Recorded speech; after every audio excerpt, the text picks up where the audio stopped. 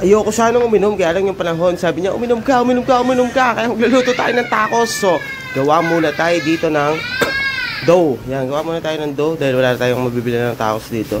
So, ganyan lang gumawa. Lalagyan ko ng mantika, tubig, asin, tapos baking powder. Tapos narush ko muna para umalis siya. Tapos ito lang gagamitin natin.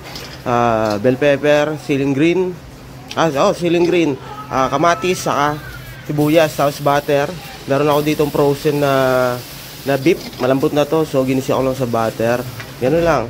Igisa mo lang. Tapos meron tayo ditong food processor. Lagay natin yung tinusta nating mga vegetables. Yan. Diba? Habang nagluluto ako ng pulutan, umiinom na ako siyempre. Tapos ilagyan ko rin ng mangga, saka sunmig yung pinangsabaw ko. Tapos food processor natin, pagka ganyan na yung consistency, pwede mo nang ihalo yan doon sa baka. Yan ang magsisilbing sarsa niyan, Brad. Talagang malasa yan. Tapos sinison ko lang yan ng asin, ng nor seasoning, tapos paminta. Yun lang. Nirest ko na yung baka, tinabi ko na para lumamig. Tapos yung sabaw, hinango ko na. Hinati ko sa 5 dough. Kasi marami ito masyado, 2 lang mga may kakain. Yan, tapos pagka nabulat-lat mo na, pwede mo ilagay sa pan na walang mantika. At aalsa na yon. Tapos yung beef, durugin mo lang, Brad. Ayan, oh. Smash it, baby. Yan, tapos maglagay ka ng butter. Yung sarsa kanina, maglagay ka lang 1 kutsara. Tapos paliguan mo dyan. Yan, yung dough. O, diba? Putya.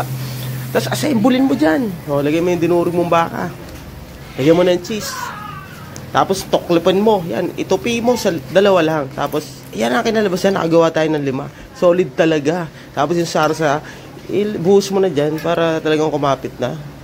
Tapos saka mo bubudburan na maraming keso. Ayoko sana uminom eh. Ayoko naman uminom na walang pulutan. Sawa na tayo kakabili ng kung ano-anong pulutan. So gawa na lang tayo. Sigurado pa tayong mabisa. Gantong panahon, Brad, huwag ka magtitipi. Tignan mo yan, tignan mo, tignan mo.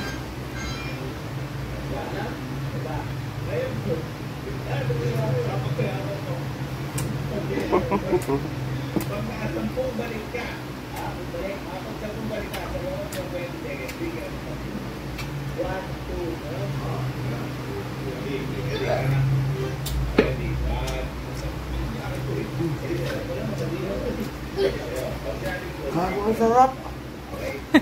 Ano na? Ano na, men?